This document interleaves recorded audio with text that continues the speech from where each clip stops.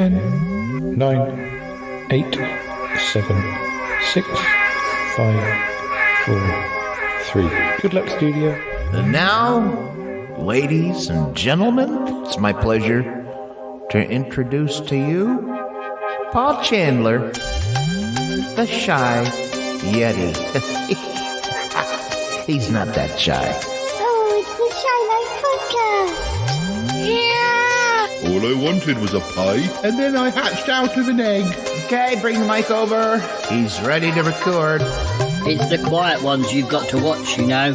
Is it metaphorical? Is it deep? Is it deep? Boy, he's not all that shy is right. Blimey, Governor, it's the Shy Life Podcast.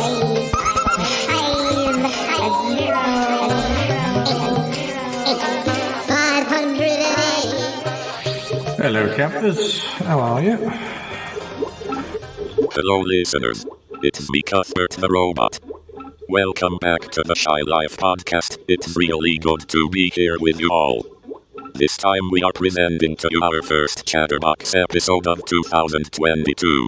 All the gang are gathered, even Billy, and we've got an episode chock-a-block with a whole host of quizzes, trivia, call my bluff, and also some gossip about the newlyweds. Hold on tight, and when we return the show will be well underway. You are in for a treat, so let's run that theme music exclamation. Darling, it's the Shy Life Podcast. Yes, but it's positive thinking. The highlights, the Shy Life. You won't find a cast of characters like this everywhere. Hello, Paul. I'll go anywhere for a potato. Delicious. This particular episode of The Shy Life is a little more abstract than usual. Okay, looks like the hairy guy is ready to record. 3, 2, 1.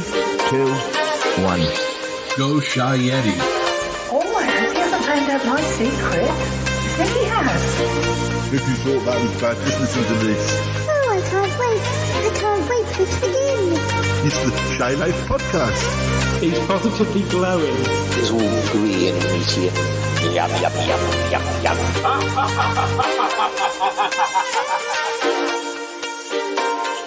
Hello and welcome to yet another episode of the Shy Life Podcast with me, Paul the Shy Yeti. This is our first Chatterbox episode for 2022, and we've got special guests. One of them has got a tail and whiskers. Yeah, sorry. Yeah. Sorry, Martin.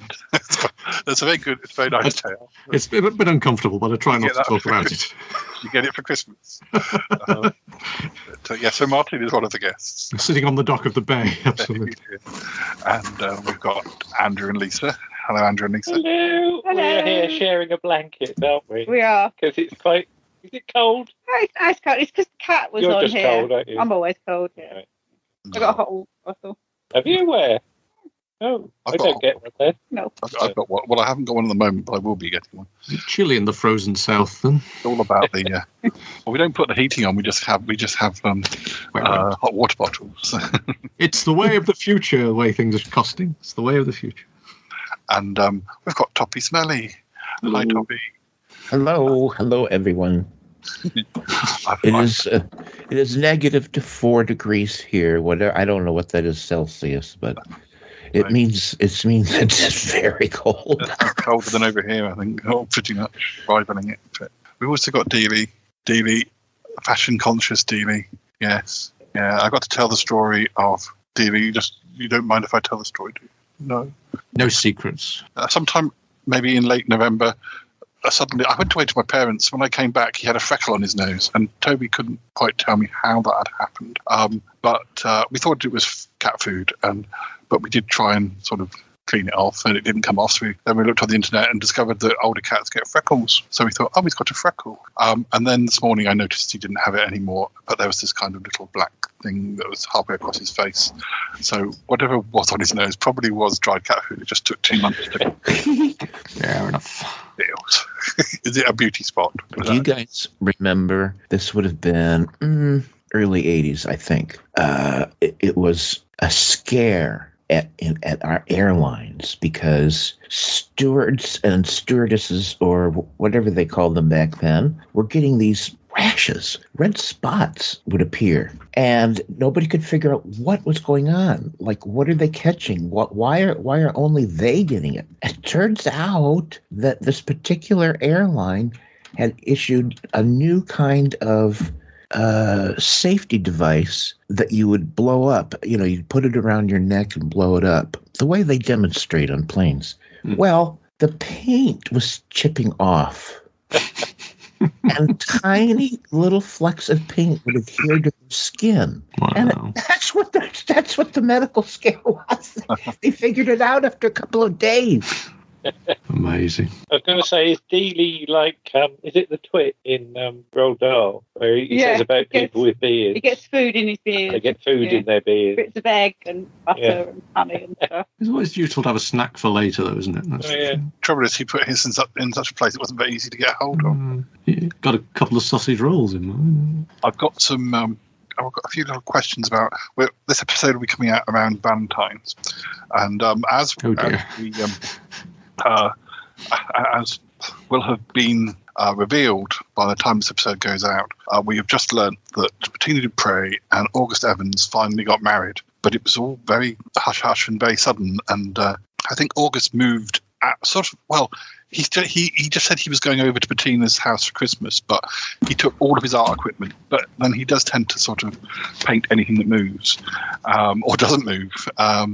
They go to a restaurant and he says, "Oh, I'm taking my easel with me," and paints what they're eating. It's been like a very slow version of a selfie, or people taking photos of their food. But he sits there and paints it. Probably whilst it gets cold. But there we go.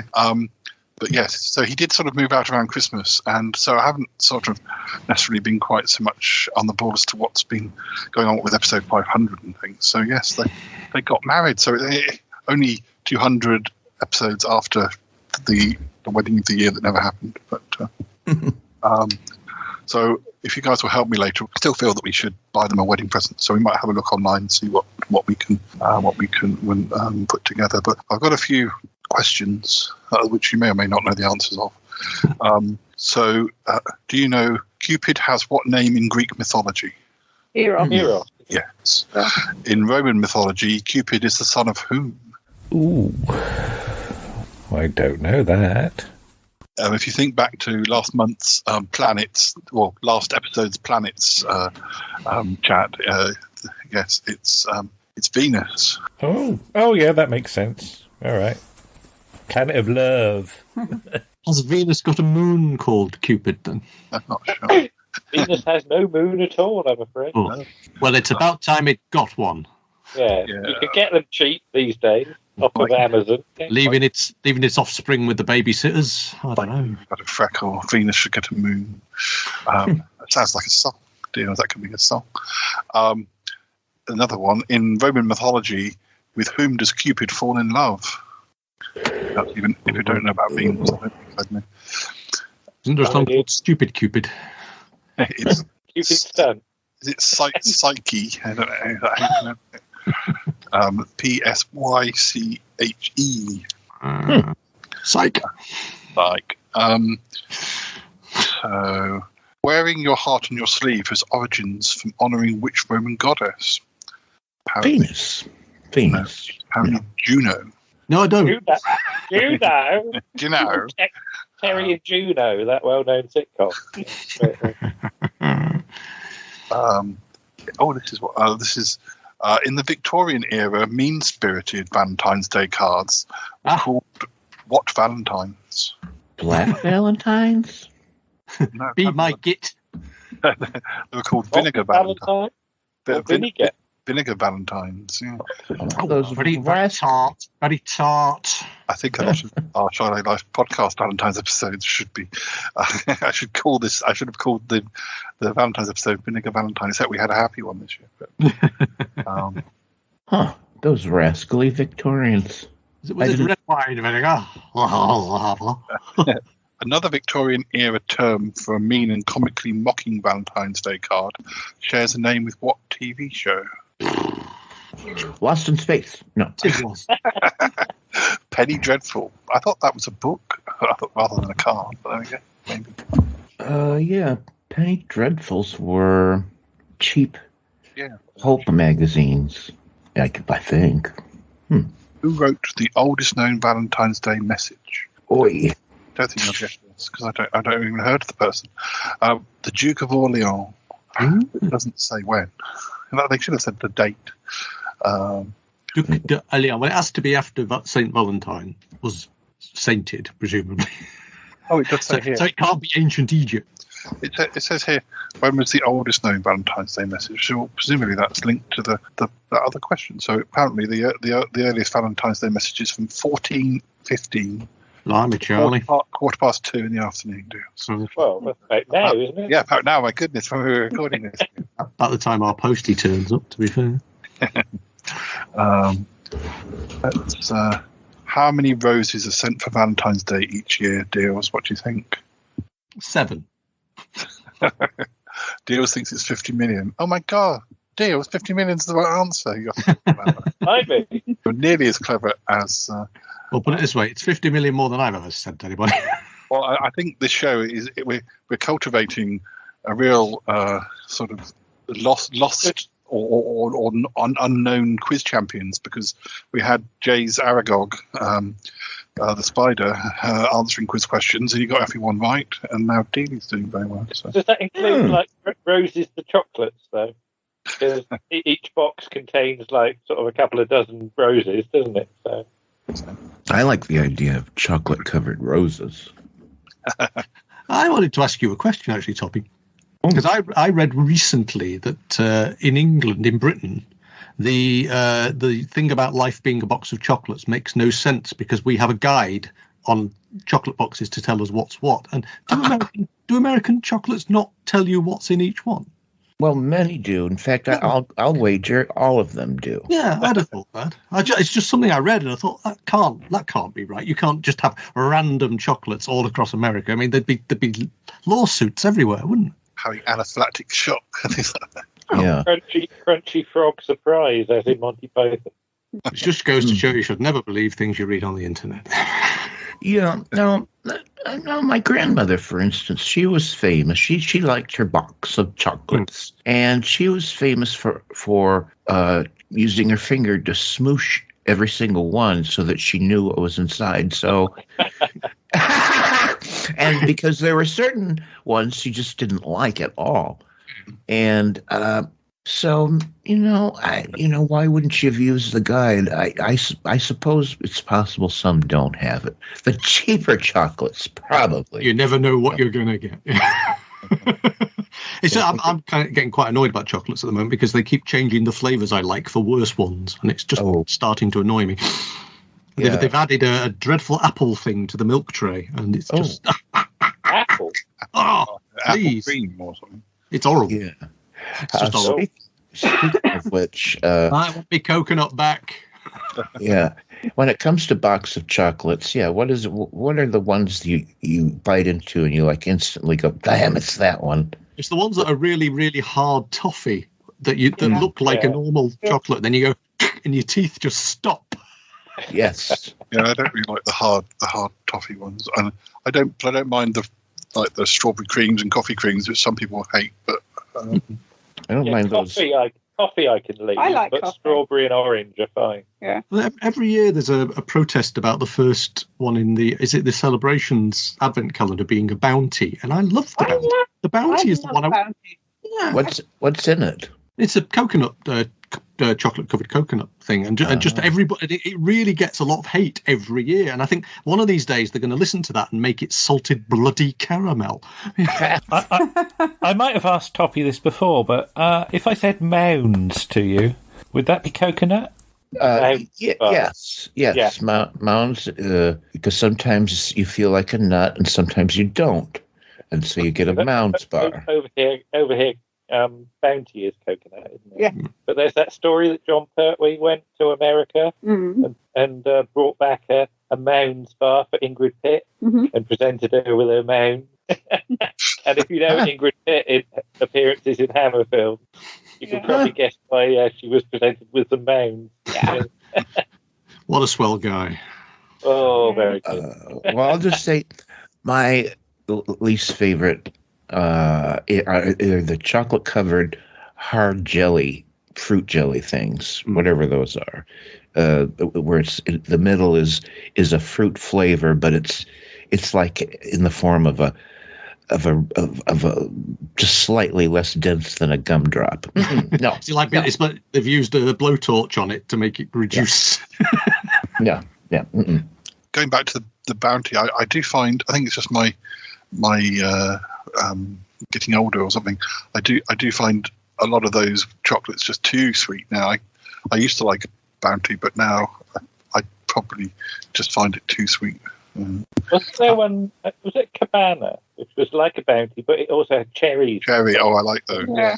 I like those. Yeah. I must admit, I'm tending more towards the dark chocolate than the milk chocolate these days, which is quite a change in life. So you might have something there. Yeah, because when I was at my parents', they had various chocolates from Christmas and birthdays, and some of them were so sweet they almost made me cough.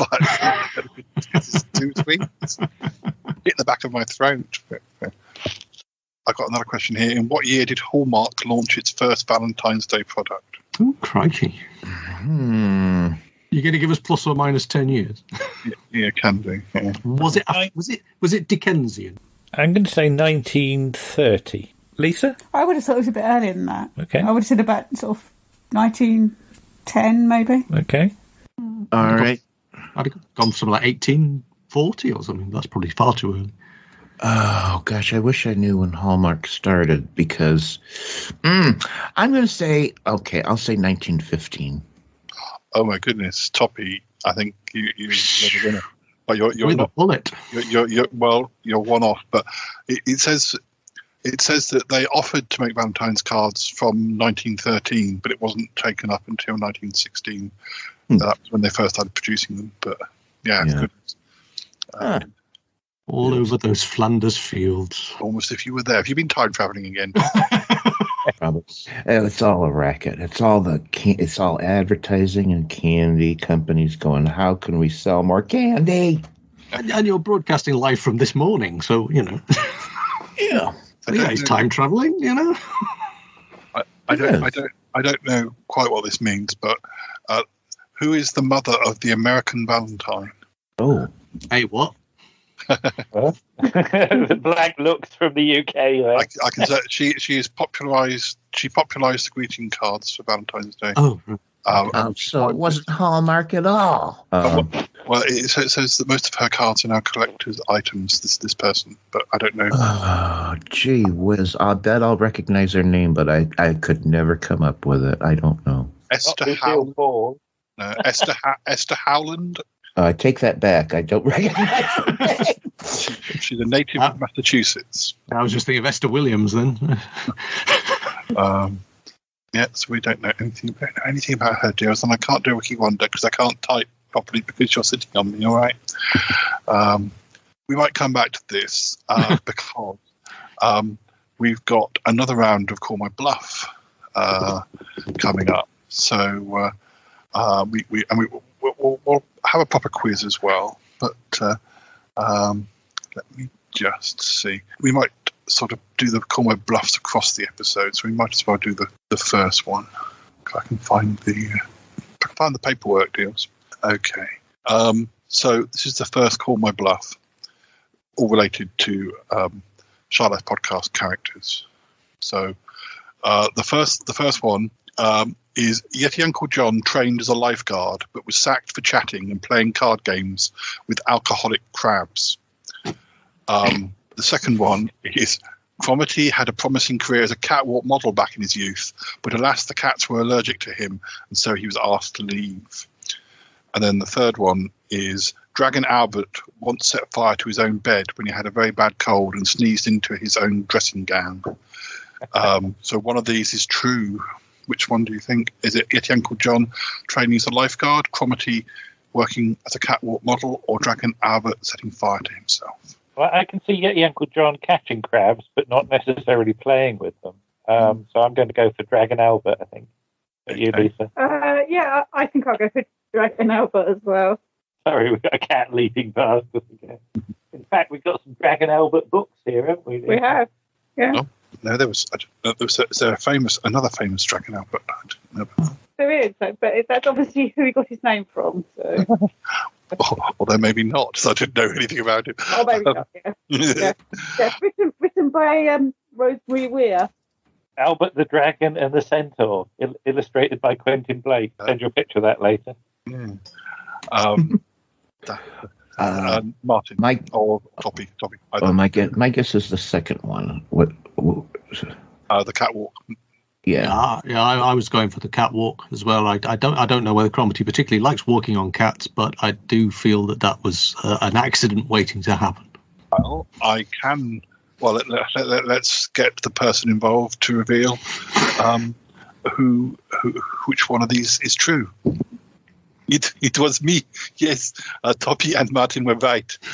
I did have a brief career as a catwalk model. I'd probably say I never really got over the loss of that. That it was then I took up science and moved to Sutton Park. So, well, as one does.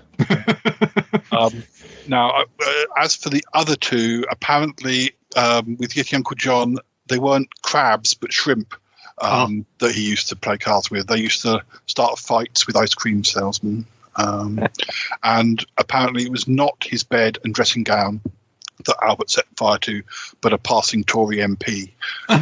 But they never returned. They never returned, so it was quite a, it was actually something that benefited. Ooh, dear me, a by-election. Dear me, still could be worse.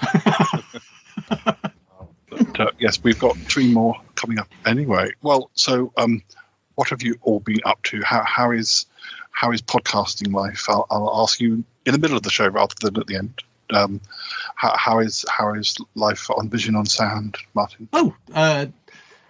Ticking along. Yes, it's a slow start to the new year, and I am sort of a little bit behind in terms of organising new chat. I keep meaning to arrange something with Toppy, and I keep writing it down on my bits of post-it notes, and then the week happens, and suddenly another week's gone by. So we will sort something out. Especially as this is a lovely time of day to do it. So we may finally manage to get that. I noticed actually Toppy's been talking about Columbo, so I'm quite impressed with that. Yeah, we just did it last night. We do it live, and then we save it as a podcast. So, it was good.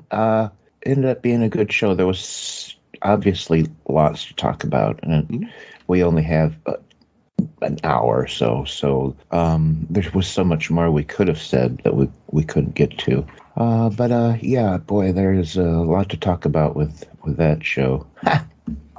I have actually, for years, having probably only seen the odd episode, I did go through a phase where it was on a channel that I had, and I watched them, but they were showing them all out of order. So I do now own a DVD box set as well. But I think I've seen pretty much all the episodes. What are your views on the later ones, or when they came back in the 80s into 90s into early noughties? Well, they were still good. In fact, I just watched the last one that they ever did, and I was sort of like, gee, this looks so new. Is that the one of the nightclub? Is that the one about the nightclub? Yeah, which I think was 2002. I think. Yeah, I think so, yeah. Anyways, I was like, oh my gosh, this, looks like it was filmed yesterday, whereas the others, have aged somewhat, the negatives, and they I don't believe they've restored any of them. Anyways, it wasn't bad, but the problem with the later episodes is that Falk slowly over the years gained more and more control over the show because he had the power to do it, and more he had what he said went, and like a lot of creative people, they really do need that good editor. And they had less and less an opportunity to rein him in.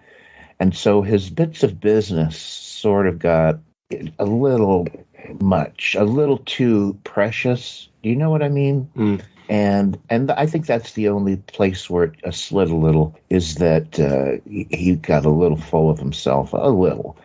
And also those last batch, he actually had, I think, an executive producer credit. And that's how much control he gained over it. The writers, the creators of the show, kind of eventually just sort of bailed because it's like they felt they were the ones that created the damn character and they wanted the control. They wanted, and they just slowly lost it. And so maybe the writing wasn't as great in the later ones. Is there a comparison there with Patrick McGowan taking over The Prisoner?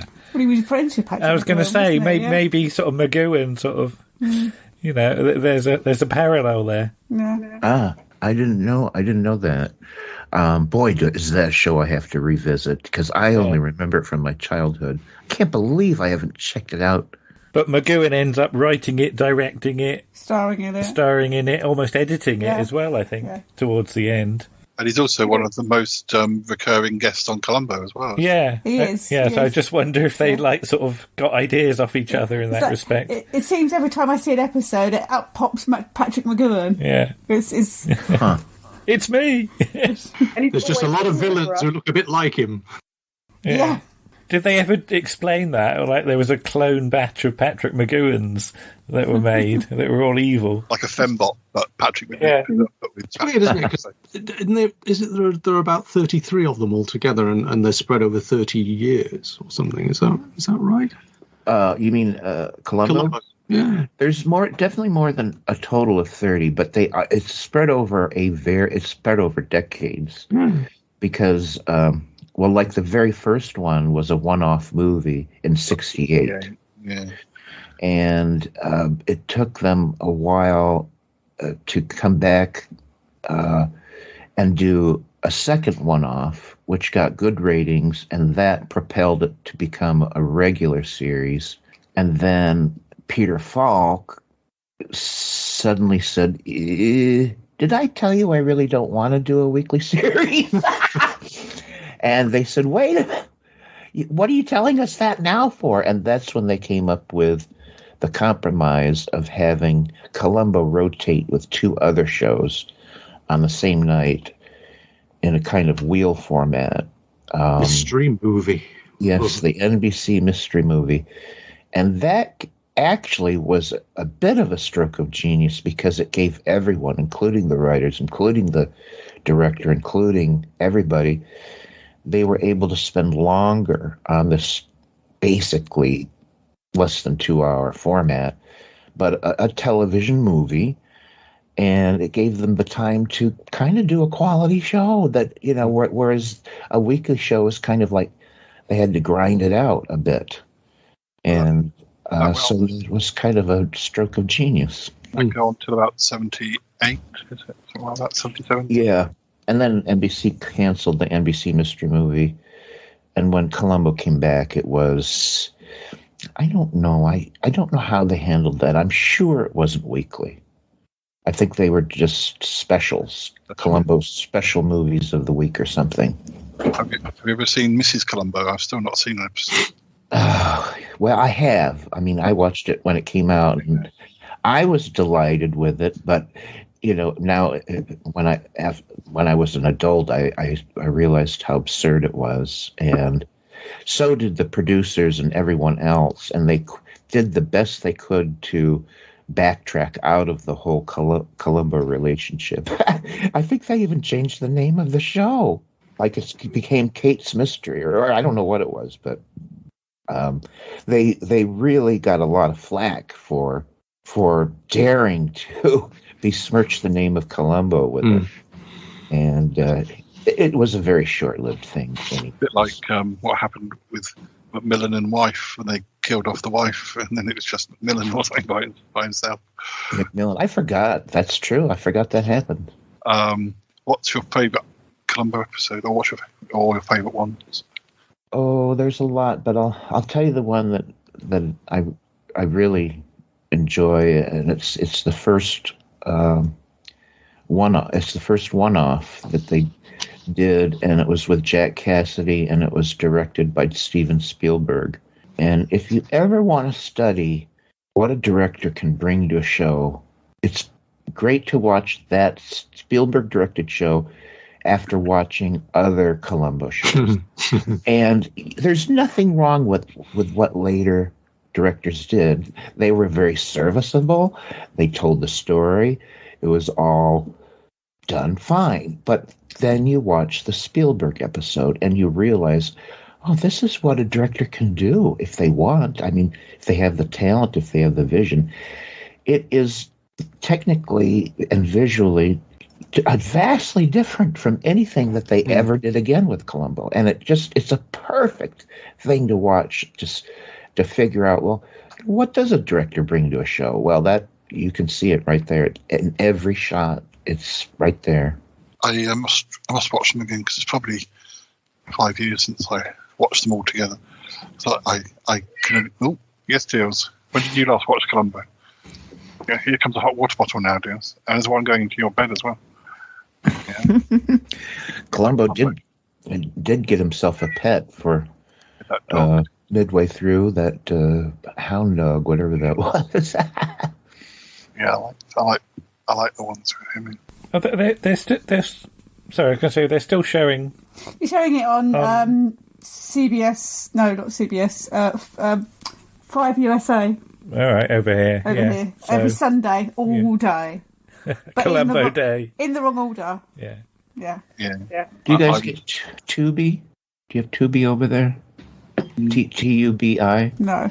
Lisa's frowning, and I'm confused. So I think the answer is probably no. It's a free service, but the thing that's and it has commercials, but they play a lot of old TV, so it's ended up being one of my favorite places. That's where I've been watching Columbo. But the episode you recorded yesterday wasn't Smartcast; it was Matinee Minutia, wasn't it? So yeah. Look out for that, listeners. Well, it'll be out. It'll be out by the time this comes out. So I imagine. I've been watching some Dark Shadows recently. I just dipped in because I just felt I ought to. I can't remember what triggered me off, but I dipped into a random load of episodes from about I think early-ish 1970, where it's all parallel 1970 plotline, where they're doing Jekyll and Hyde sort of plot. Oh yeah. And I was one of my favourite things, which really I should start one of those Reddit or whatever it is. Is it Pictionary? No, not Pictionary. Whatever it is that people collect photos on a certain subject. Because what I like about Dark Shadows is particularly is that once it gets to sort of 69, 70, people start wearing dresses that strobe, and there was I got a nice screenshot of well, she's not playing Angelique at this. Oh, well, I think she is Angelique, but she's calling herself something else. She's wearing this blue dress that kind of shimmers, and I managed to get a nice screenshot of the character Maggie wincing like she's turning away from the glowing dress. I remember there being I think Elizabeth Collins wearing this sort of black dress, but it was like a void. It wasn't just. There must have been something shimmery about it, because it just seemed to like suck you into the screen. It was really. I ought to collect some of the more photos of some of those fashions, because they have a life of their own. Yeah, hands down, the funniest damn one was Maggie Evans came onto the set, and I know there was a word for this kind of dress, except it wasn't a dress. She had pants, but they were so flared out, like maybe they called them skirts, but they were so flared out that it looked like a clown suit. And also, I think it had polka dots or some bizarre pattern. And when she comes, and also it looked off the world, like it was quilted, like she's wearing a quilt. Anyways, that beat all right there. I have to keep a lookout for that. And Andrew and Lisa, since we last talked, episode 60 of Around the Archives has been out. Yes, we finally got our December episode out in December, which surprised us. Yeah. Yay. And actually, that did not bad. We were worried that having been away for a while, that nobody would go back to it, but actually it did okay, so that was nice. We are starting to do the research for 61, aren't we? We have been watching things. Watching things. We won't say what it is yet. It might be out by the end of February if we're lucky. You get a shift on. But unfortunately, Lisa, you managed to. Sorry to bring the mood down, but you managed to get a wonderful New Year's Eve present, didn't you? You managed to get COVID, didn't you? I did. Yeah. Yes. So we spent New Year's Eve watching watching Basil Brush telly. and Mike Yarwood. Yeah. Yes. Did that make you feel better? Kind of, yeah. Oh, but Troby, you didn't get it? We were testing all the time. You don't think you got it? I don't think I got it. So either I got it once before and didn't notice, it's possible, or it just didn't want to know me. but then I've had my third boost. I had my booster. Was it last week? Yes. I walked up the road and they were very pleased to see me because it was a walk-in centre and I was the only person that was walking in. Everybody else was walking past. So I got a sticker, didn't I? You did. And you were jealous because you didn't get a sticker. Never had a sticker when I've had a vaccine. Yeah. Never. Didn't you say you got cake or something, Paul? When you had your booster? Yes. When I went for my booster, there was a lady wandering around with sort of those sort of cornflake square things that you get from Marks and Spencer's in those sort of little tubs, and she was offering, and that was another example of something that I ate and was like, oh gosh, this is too sweet. I can Incentivizing it now. Yeah. Lisa, what was your experience like? What was it like having it? What happened to you? It was just like a sort of bad cold. Yeah, because you'd already had your third vaccination. Yeah, about 6 weeks before. Yeah. But the most bizarre thing was losing my taste and smell. Losing your taste. That's why you moved in with me. Yeah. Yeah, but you couldn't taste anything, could you? No. Well, apart from really strong flavours. Yeah. So, but yeah, it wasn't too bad. Yeah, and was I'm just imagining myself, and was it scary? Like, was it scary getting it?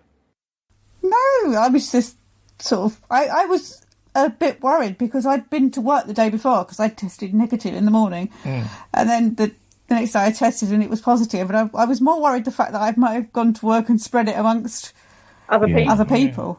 Than anything else. It was because of your sort of diabetes, you were classed as vulnerable, moderately vulnerable. So. But I guess because you'd had all the three things, it it might have been a hell of a lot worse. Yeah. And I have an amazingly overactive immune system as well, which likes to kill things. So I don't believe I've ever had the flu in my life, and I don't normally get colds. So I'm hoping that means my immune system is, adequate or really good or whatever. And I'm just sort of hoping that that's how I experience it. Vaguely robust. Yes. Well, I think it's time for another Call My Bluff. So we've got 3 more options. Okay. The first of them is Bettina Dupre's first major film role was as Countess Doolally Jones in the rarely seen Spanish 1968 film Fiend in Flared Jeans. That's the first one. The second one, back in 1987, Yeti Uncle John posed for candid ankle photos advertising Marks and Spencer's socks. He was so popular that they even made a calendar of his best shots. And the third one is Paul the Shy Yeti once spent a week undercover in a cattery and made best friends with a gang of silver tabby cats who taught him many bad habits that still inform his dreadful behaviour to this day. Which of these is true? I think it was tortoise shells that you hanging around with a gang of. So I think it's going to be the ankle photos. Yeah, I am strangely drawn to Yeti Uncle John's ankles as well. Although he'd probably say it was his wrists, I know. I think it's Bettina Dupre. So I'm going to go with the last one with you, Paul, because that's very Shy Yeti-y, that there. So, and I smell a ruse with the others. Okay, well, let's reveal which of them is true. Will the person step forward? It was me. It was me. I'm very flattered, Toby. Thank you. Yes. I've still got a few of them calendars. I'll have to tip you off. But, what year were they again? 1987. My ankles were much younger. So you could just wait for the next time those dates round again. Yeah. You just cross it out and put whatever year it is. Yeah, still possible. I think you must have inspired those like lad culture magazines you used to get around that time. You know, maybe provocative poses. What, GQ, Maxim, John. Yeah. Yes. I was also, I think it was in Croatia, I was an ear model for a few years. But I'm very proud to say I was Marks and Spencer's Ankle Guy of the Year 3 years in a row. So, was it, out of interest, was it left or right ear? The ear thing. Well, both, depending on what they wanted. Really? All right. So. He's ambidextrous, apparently. Wow. Yeah, that's right. Both ears are as photogenic as each other. Oh, of course, yes. Thank you, Yeti Uncle John. I need to fill in a bit more about the other two options. Fiend in Flared Jeans wasn't Bettina Dupre's first major film role. It was actually her 17th. And it wasn't Tortoiselles, although it nearly was. It was actually Ginger Cats who led me astray. But I do have a lot of tortoiselles in my life. So my parents have 3 at the moment. So. We get a couple of big gingers hanging about outside our house, don't we? Well, one of them used to be. Another one a cat. He's just tortoises.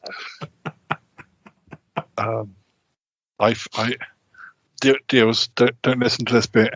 I fed a neighbour's cat Dreamies yesterday. Well, we don't actually know who it belongs to, but we used to nickname her Moriarty because we imagined it was him, and we thought it was like Deemee's evil rival, but actually we think it's the girl now, and so I just call her Maury. But so do you just keep spare Dreamies about your person?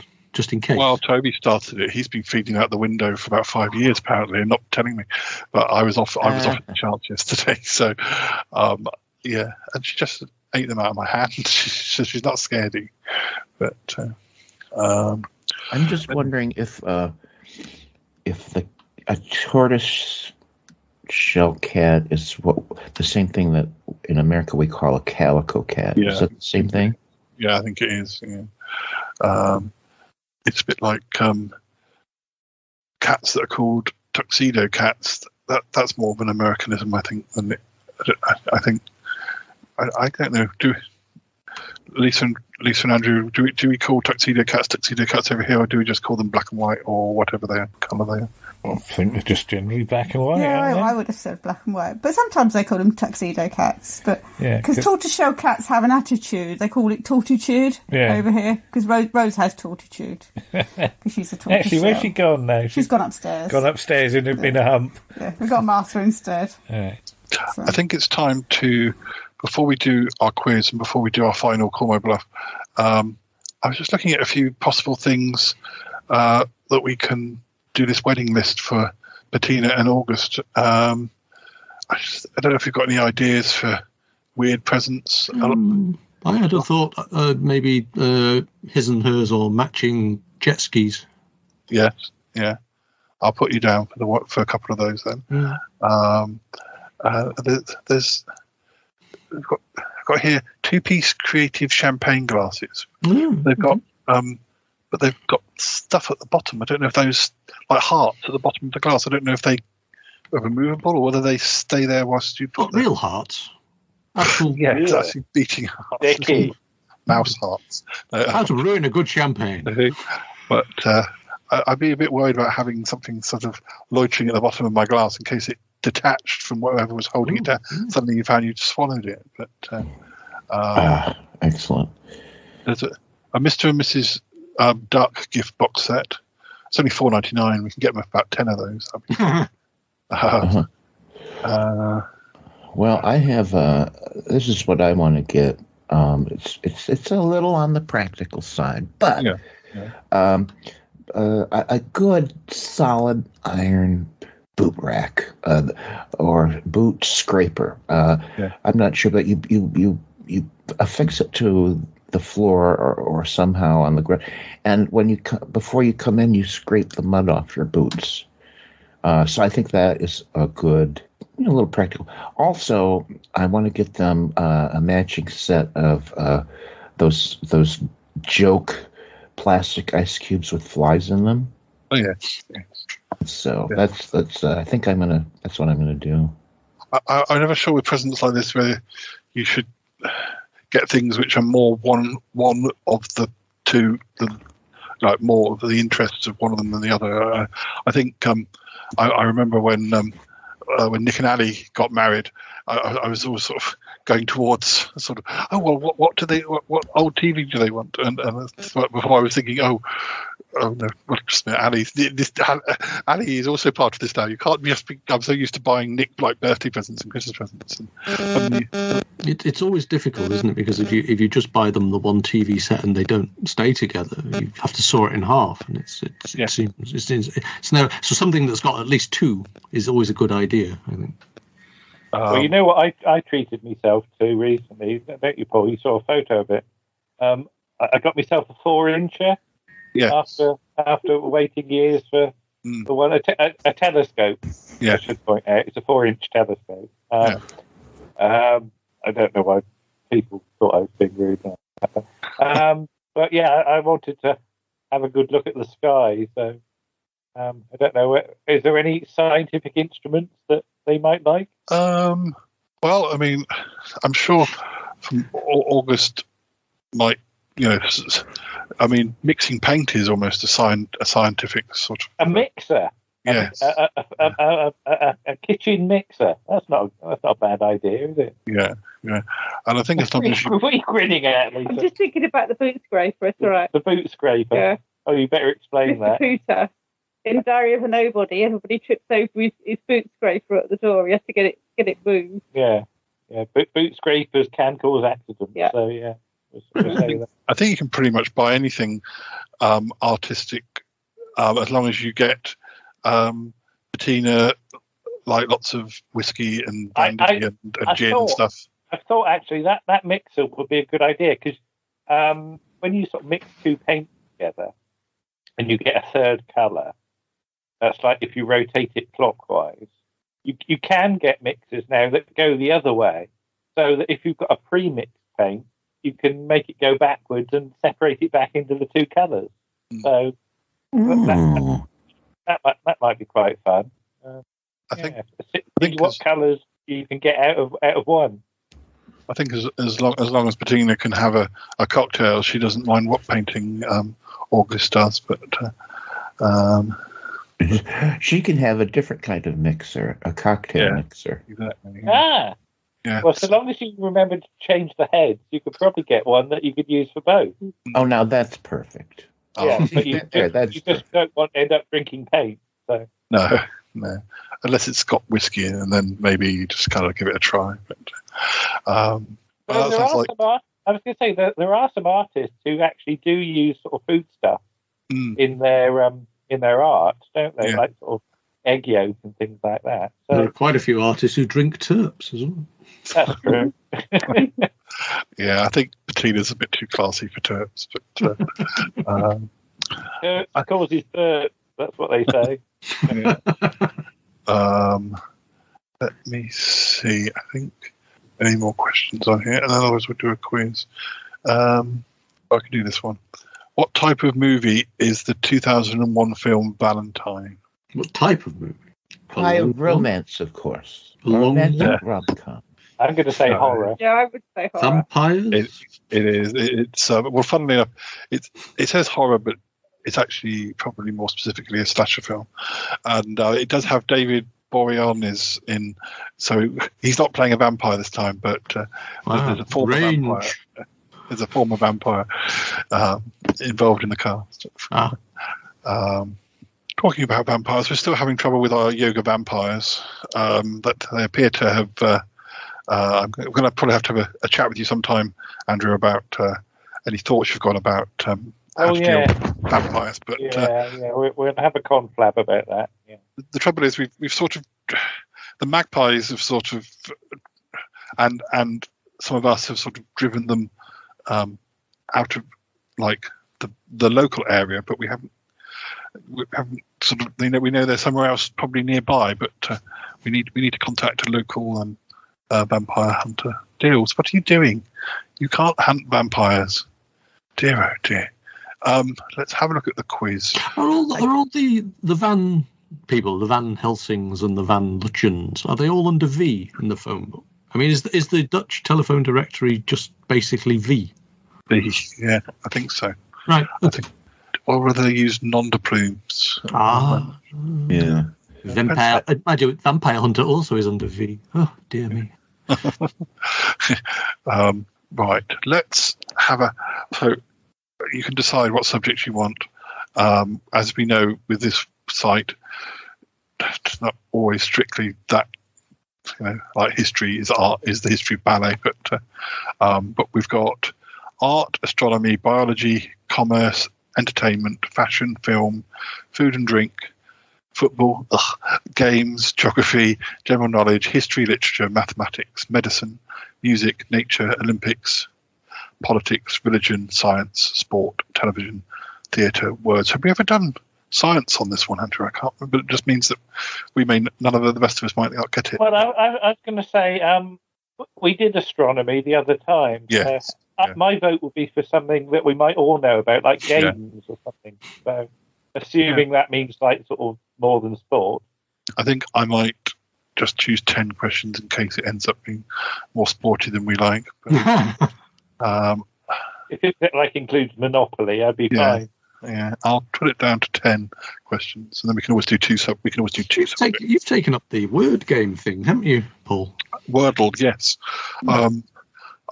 I've done it at time of recording. I've done it for 5 days, right. But presumably I'll have done it. A friend of mine last week posted a picture of a thing that he said, "Do you remember us having this?" And I remembered I've got a set of it still, but I actually came upstairs because I thought I'll go and look where the pile of games are, and it wasn't there. So I know it's in a box, and I thought, you know what, I really can't be bothered just trying to churn around all the mighty piles of rubbish we have in this just to find this thing. But it was Word Mastermind. I don't know if you remember Word Mastermind. And Word Mastermind is basically eggs. Yeah. But the Word Mastermind, we had letter tiles, and you had to guess the 4-letter word, ironically, using the same techniques as used in Mastermind. Right but wrong letter. And so basically, it's what Wordle is. But it was basically where the Mastermind box had the black background behind the couple standing there, or sitting there and standing there. Yeah. It was a white cover. Yeah. So have a look for Word Mastermind and wonder whether they're going to sue. I used to play at least one of those. I think we might want to choose again because there was a question about Rubik's Cube, and then virtually everything else seems to be golf. I mean, why that is the only thing that's a game? Well, that's your specialist subject. Ask the Rubik's Cube question. You've got family connections with golf. I think I've tried. I've lost it because I've tried again just in case that was and I got even more golf questions. So that's not a game. What about history for Lisa, and we'll just see if we can help. Okay. I think we should do history and science for you two and see if we can help. We can help. So we can just sit here looking ignorant. Just go, yeah. But sometimes it's nice to watch the experts at work. Oh, God. Setting you up for a fall there. No pressure. Right.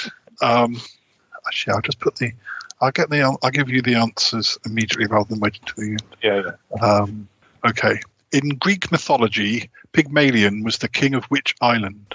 Oh, see, that Greek mythology is not my thing. Let's say, I'm trying to think of all the Greek islands now. We'll say Crete, because that's the only Greek island I can think of. Any other offers? I'll just say the smallest island. Telos or Telos. I'm going to say Samos. I'm not even sure it's an island, but It's actually Cyprus. Chypre. Oh, here comes the sort of random question. the regular ballet question. Oh, God. What was the first neoclassical ballet? Gazelle, Swan Lake, La Sibylle, or Apollo? Oh, crikey. I'm going to say Les Sylphides again, just because that's the way Old Man Steptoe says it. Giselle? I don't even know which one that is. The answer is Apollo, which I didn't even know was a ballet. So, it's a rocket, mate. Oh, no, we've got another ballet question. How is this is like the golf thing with the game. Maybe it's a ballet about golf. That will put bums on seats, wouldn't it? How many acts are there in the Nutcracker, a famous ballet? 23. 1, 2, or 4? I would say 3. I'm going to say 3. 3 nuts. I think 4's probably pushing it a bit. We don't want 4 nuts, do you? I'm going to say 4 because I think there are a lot of characters that have their own act. There's actually only 2. I think I saw the Nutcracker in Riga. I went to Riga with some friends. We went to Latvia around Christmas time, and we went to the ballet because it was just so cheap to go. But the trouble is, because it was so cheap, we just turned up. Well, we didn't have any particularly smart clothes because we were just going on holiday. So when we turned up, we were all dressed in our jeans and t-shirts, and even though it was really cheap, it was a big deal for everybody else was really, really smart. So because we just didn't really get the hang of how cheap for us everything was, but it wasn't cheap for the locals. But so yeah, we went to the ballet looking like tourists, and everybody else was all in suits and ties. How common! I know. Tuxedo cats. Yeah. I just want to interject this fun fact. In ballet lore with the Nutcracker, the little girls who are cast as the girl that gets the gift of the Nutcracker, there's this big deal about the scene where she throws her slipper at the mouse, and they all keep track of when they actually hit the mouse with their slipper or when they miss, because they really do throw it. And whatever happened, it could go flying off into left stage. But there's a big deal about, when I played so-and-so, I hit the mouse with my slipper. Is it Nutcracker that's in Phantom of the Opera, or is it Swan Lake they're doing? Oh, gosh. It must be Swan Lake. It must be Swan Lake, mustn't it, really? Yeah. I'm not liking the look of the rest of these questions. Are they all about ballet? So we're going to abandon this due to rain. They're not, but I mean, we'll keep going for the moment. This is a bit too a bit hard. Like hard questions. What easy questions? This is a quote. This is a quote from a sonnet by Emma Lazarus, who I've never heard of. Give me your tired, your poor, your huddled masses, yearning to breathe free. It's from which sonnet by Emma Lazarus? I've never heard of Emma Lazarus.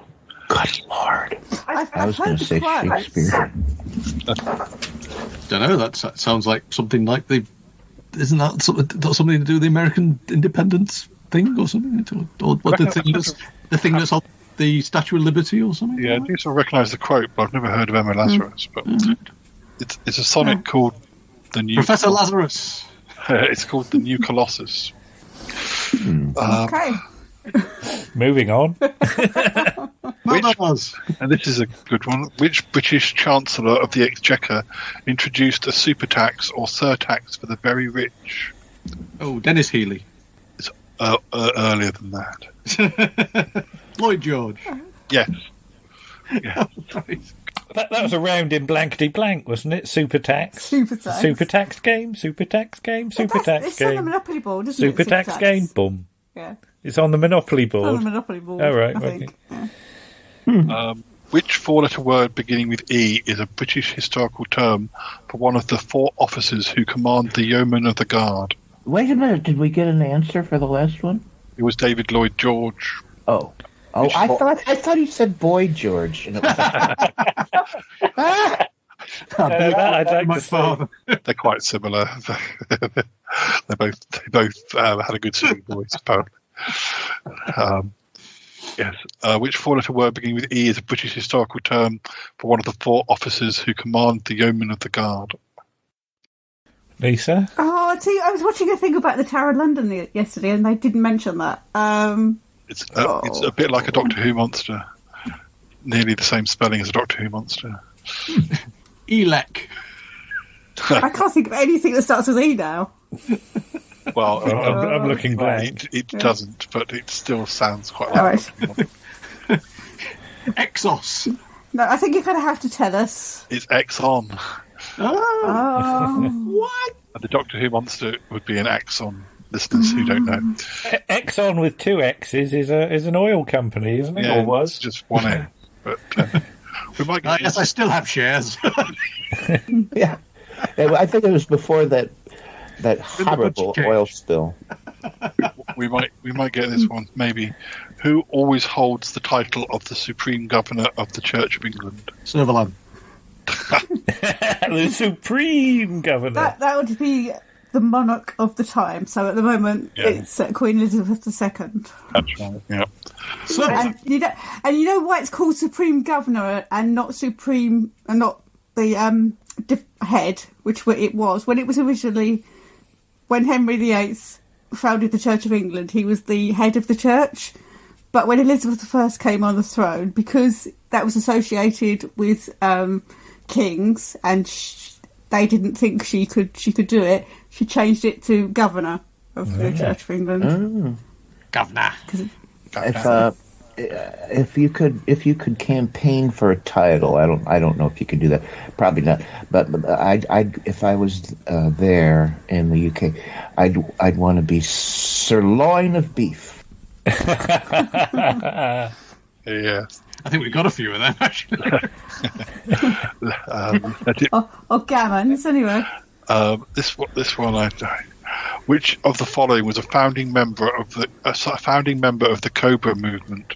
Carol Appel, Alexandra Calder, Joseph George Gross. Sorry, were you sick of the third name? I can't pronounce it, so I just went. Was it Mickey Dolenz? I don't know what the Cobra movement is. What is that? I don't either. It sounds very sinister. We know they have meetings nobody goes to. Yeah. The Cobra movement is a sort of slithery left to right movement, isn't it? It was Carol Appel. I don't know who that is. Now we have one about Jane Austen. Novelist Jane Austen wrote about which poet, stating he has no business to write novels, especially good ones. It is not fair. He has fame and profit enough as a poet. Shelley? Yeah, or Byron, possibly. Because they were at the same sort of time as Jane Austen. No, neither of those. It was Sir Walter Scott. It's always Sir Walter Scott. It's not the other two in it. We always forget him. Scotty! And the last question is... Can I take any more, Captain? This is another artist one. The Fiddler is a famous work by which artist? Chagall, Manet, Monet, or Hopper? Oh, all right. It's definitely not Hopper. Just give us again the names. Chagall, Manet, or Monet, or Hopper. Well, I reckon it's got to be Manet or Monet, because that's the sort of question where if you put two answers that sound the same, it's going to be one of them. I think it's a Cubist work, so...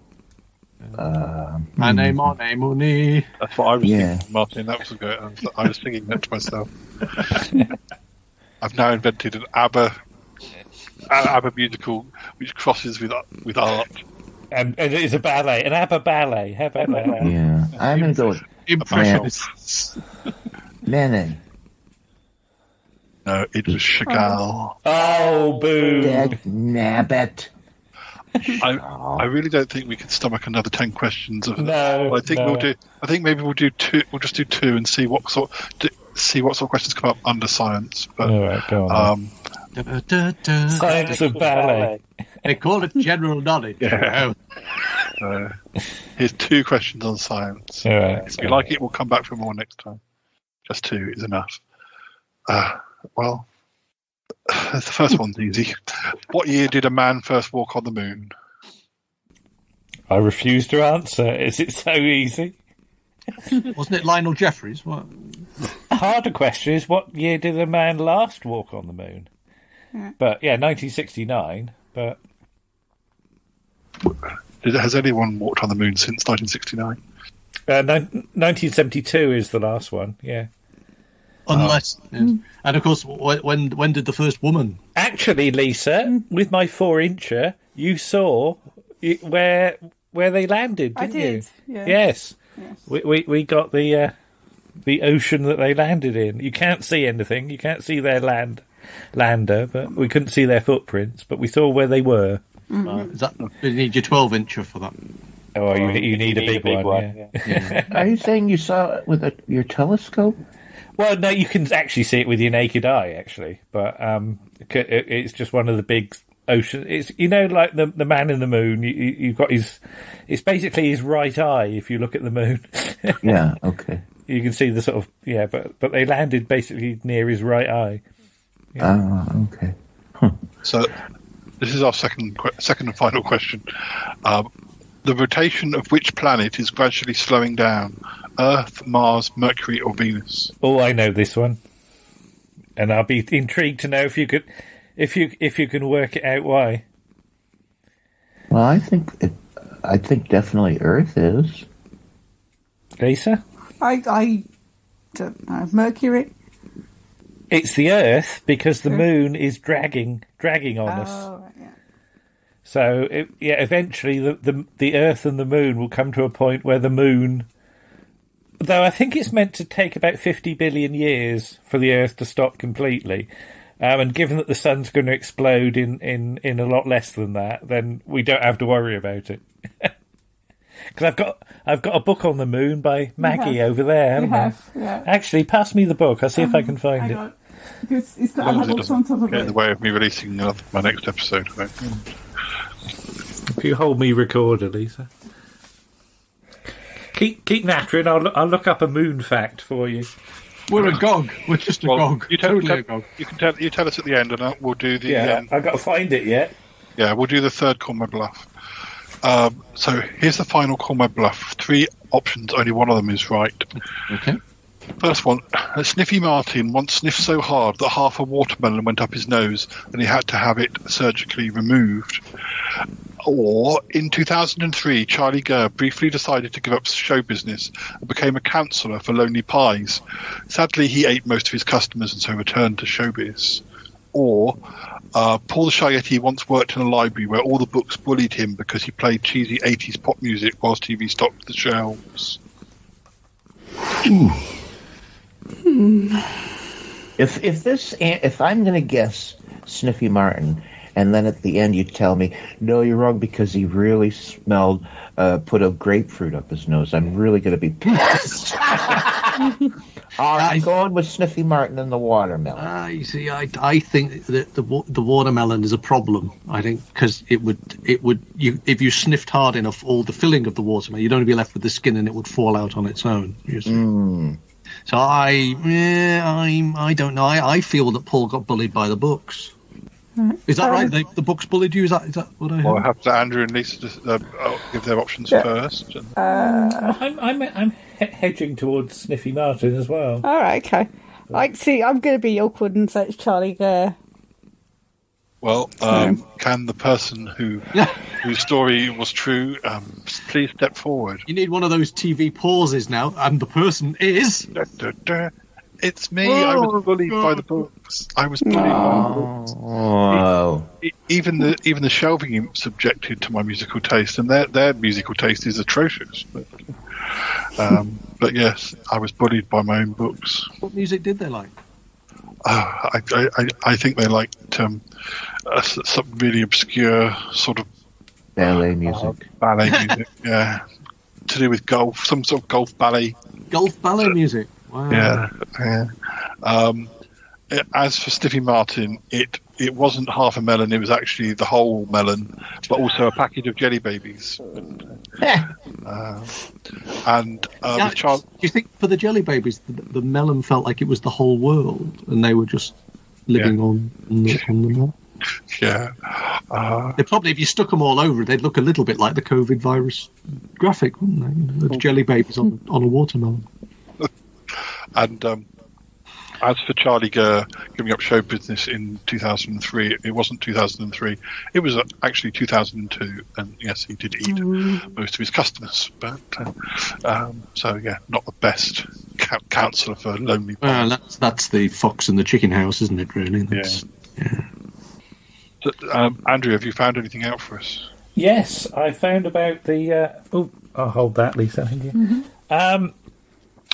Yeah, the length of the year and the day in the year is quite interesting, actually.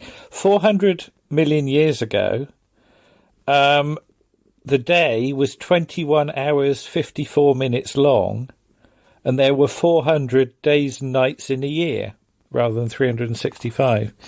But if you sort of extrapolate that, 4.5 billion years ago, each day would have been 4.7 hours long.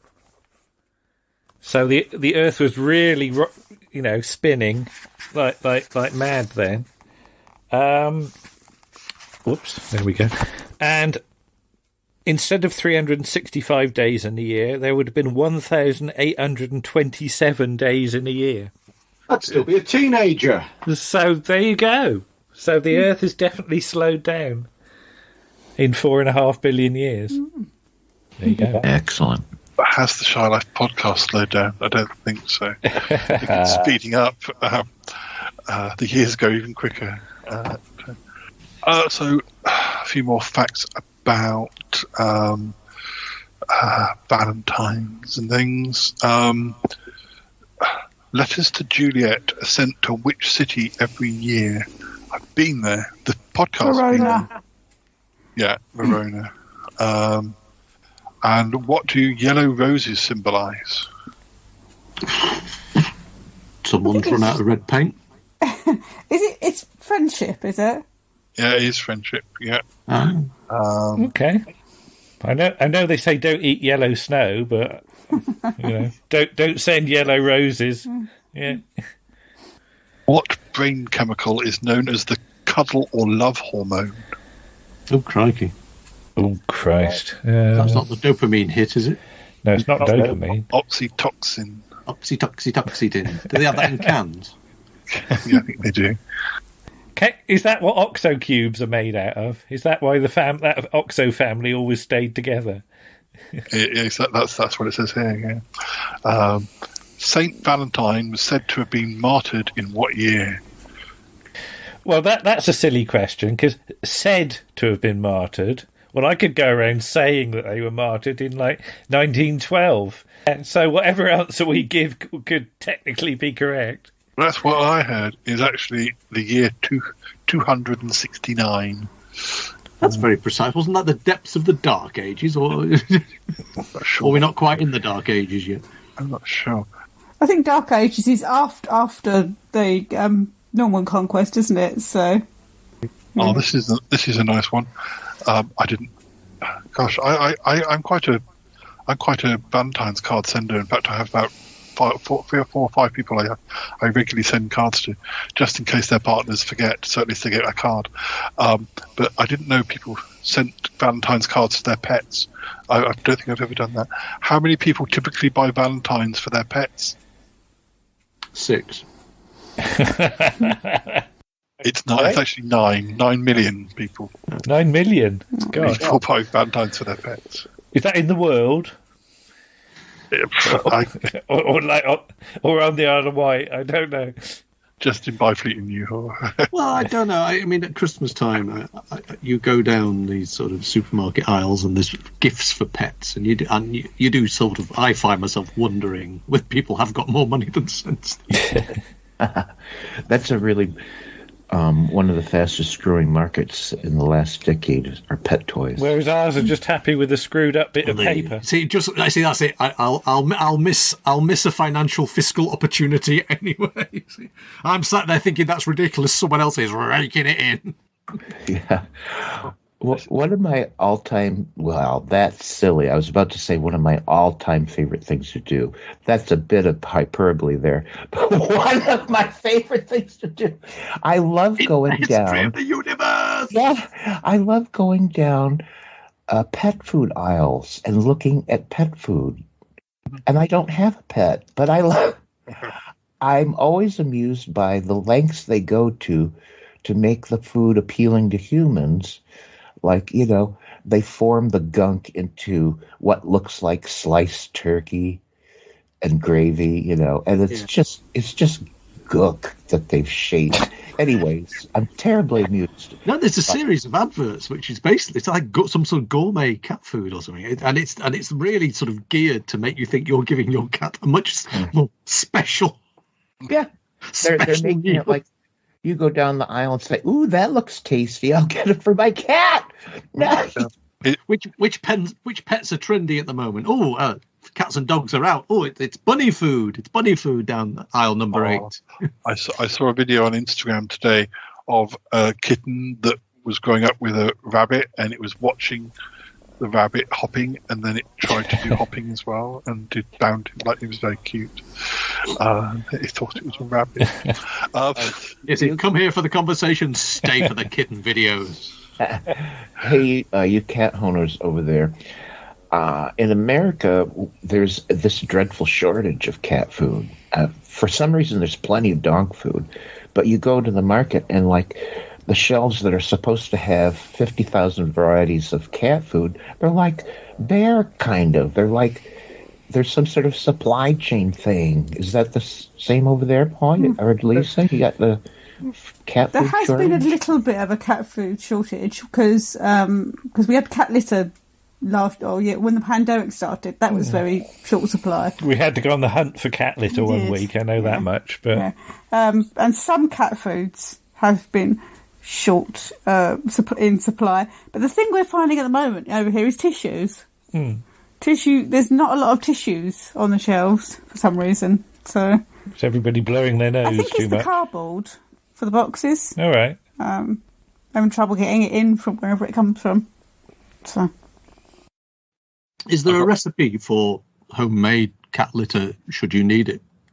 You can just use soil. I mean, that's what my parents used to do. I don't know why they stopped doing it, but because the cats use the garden when they're not using.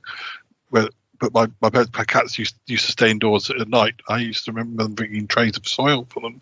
I just wondered if there was an austerity measure, and then there was like an actual place online that said, yes, you can make this out of, I don't know. See, our cats would not like that. They are very particular about what cat litter they use. Yeah, we tried them on some, wood pellet stuff once, and they were not having it. No, they did their we'll only use they did the little waitrose. wheeze, but they wouldn't do anything else. Yeah. So, I've got two more questions before we have to say goodbye. Now you have to be. This might make you want to be careful about what you eat, depending on who you're eating with. What fruit was once known as a love apple for its alleged aphrodisiac properties? A pear, I think. That's my guess. Any other guesses? Trying to think out of. I've had a vague memory of love apples, and it's kind of as an expression, and I wasn't sure whether it was a slightly rude one. It's not an egg. It's not a boiled egg, is it? No, it's a tomato, so you have to be very I was careful. going to say tomato, and then Yeah. I think use that fruit. Go for a pizza with somebody. You never know what might happen. Hold my love apples. This. What was that? Someone they used to say at work quite often. You say because I'd take an apple in my lunch, and they'd say, "What apples you got?" "Oh, I got me pink lady apples." They say, "Oh." Yeah. And for some reason, they found pink lady apples and Cox's pippins. This last question, it's kind of I wonder what we'll guess for this one. The first recorded speed dating event was held in what year? Victorian times. That would be hilarious. Oh gosh, it's a relatively new thing. I'm going to say, if you date at more than 30 miles an hour, your heart will explode. 2003. I'm going to say 1990. Oh, I'll say about 2005. Mm-hmm. Actually, 1998. Oh, wow. But in a way, there's no reason it couldn't have existed in the 60s or 70s. Really, it's not like it's not linked to technology, is it? It's all those old films where they go to the jazz clubs and what have you. They've got a telephone and the table, haven't they, for ringing up other tables, all that stuff. Yeah, I went to the technology was there. Yeah, I think I sort of went to a speed dating event once with Harry. We've come to a speed date by mistake. Well, I went with Harry, and he was trying to encourage me to. I think it was something you had like a number or something, and then somebody could say that they liked your number. And anyway, Harry wasn't going to hang around. He waited until it was about to start, then he left, and then about 5 minutes later, I left. I thought, I'm not doing this. It's far too anxiety-inducing. Anyway, that's on that bombshell. Yes, that's all we've got time for. So thank you very much. Thank you to Martin and Toppy and Andrew and Lisa and Dealey. Thank you. Thank you. And the regulars, the ones that are here. Who was here? Yeti Uncle John, Cromitty. Yeah, Yeti Uncle John and Cromitty. How are you doing, guys? We haven't spoken to you properly. It's okay, Paul. It's not about us. What do you mean it's not about us, Cromitty? You're talking crazy now. No, well, we've got to go. So next time, you get plenty of time on the other episodes. This is true, very true. Right, okay. So yes, we'll be back in for more Chatterbox soonish. Yes, thanks for listening and thanks for being here. So I'll say goodbye for now. Goodbye. Bye. Take care. Bye-bye. Bye-bye.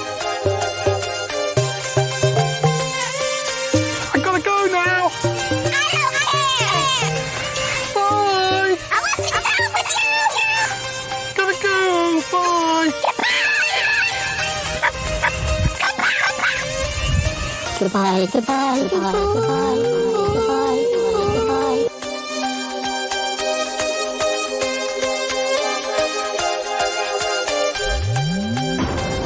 This show is part of the Pride 48 network. Find more shows over at pride48.com. What's going on now? Oh, it's the Shy Life podcast. Let's go. I have a voice. I have a voice. You have a voice. You have a voice. We have a voice.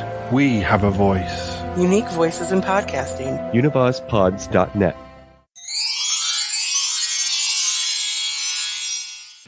And another one bites the dust.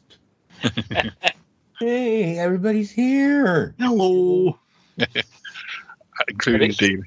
It's early in the morning in America, isn't it? Yeah. Yes, it is. Bright-eyed and bushy-tailed. We talked at this time. We talked at this time on Christmas Day, didn't we, Toffee? Yes. This has ended up being like, why didn't we do this to begin with? For years, Toffee would stay up till like 1 o'clock in the morning, and I was getting up at 5 a.m. Why did we do this from the start? No, because we found that this or or doing it in the afternoon, early afternoon for you. So we had two options, and we never even thought about them. So. Well, good day, everyone. Hello. Hello.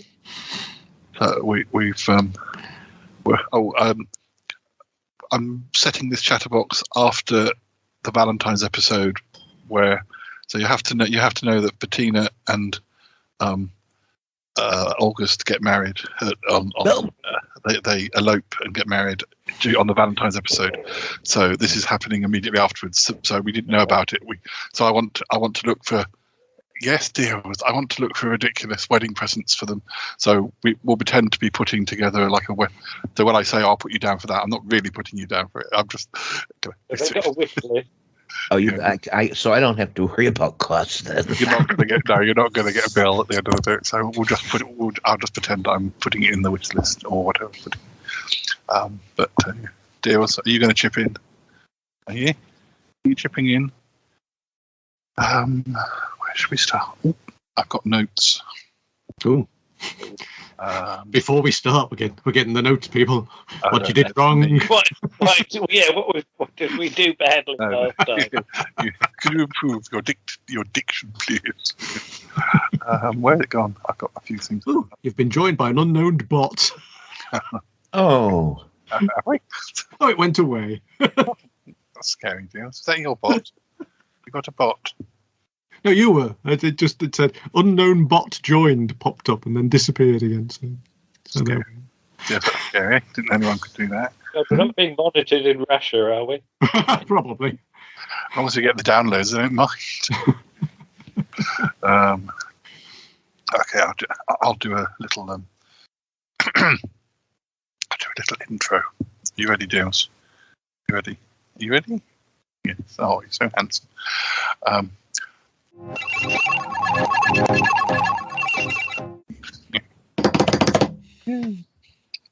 All right. Yeah, I should turn that off. Stop recording. That's 1 minute. That's 1 hour. 1 hour 30 minutes, almost bang on. Yes. My thing. So that's good. I'll stop recording now. All right. Yep. Okay. And we've stopped. Yeah, 1:30:32. Not bad. Yeah, that's good. So I'll probably put this out as the episode. I'll start to copy it across. Probably put this out as the episode after the Valentine's episode, so it won't be out for a few weeks yet. But... Sorry, Martha, I'm moving. Oh, Martha's got off. I dared to move and lean forward. Yeah. Dreadful. You are dreadful. Oh, Mama. I think my actual Valentine's episode is going to go out early because I'm going to my parents and I'm not going to bother taking my laptop because their internet was so bad last time, as Martin and I found out. Although we recorded one episode perfectly fine. Yeah, we did the Christmas yes. New Year's Day or something, but Nick was there. Oh yes. And Martin, but the weird thing is, we did that with Nick, and it was all fine. And then when Martin and I tried to record a few days later, we recorded one episode, and then when we were trying to record the next one, it just started to go. So wonky. Yeah, I don't know if it's my laptop and this computer's used to being on wireless, but quite close to the hub, whereas at my parents' there's more of a distance. If you're in a bedroom, sort of, you could be coming quite a long way from the actual hub, but then that doesn't explain why it worked perfectly fine when we recorded. So, because that episode's just gone out and it was fine. Oh well. So I might have to have my Valentine's episode out on about the 9th or 10th, but never mind. It's a movable feed. Yeah. So, well, you can always save it for the day.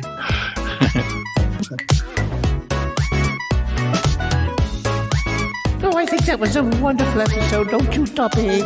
I sure do. Yeah. Oh, yeah. Okay, let's just shut this one out. Get it going. Oh, kitty, dearie. Purr, kitty. Oh, I love Dee Dee. 508.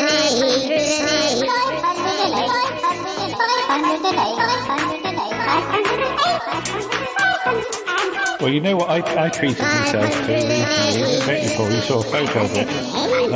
I got myself a 4-incher after waiting years for one. A telescope, I should point out. It's a 4-inch telescope. I don't know why people thought I was being rude when I said that.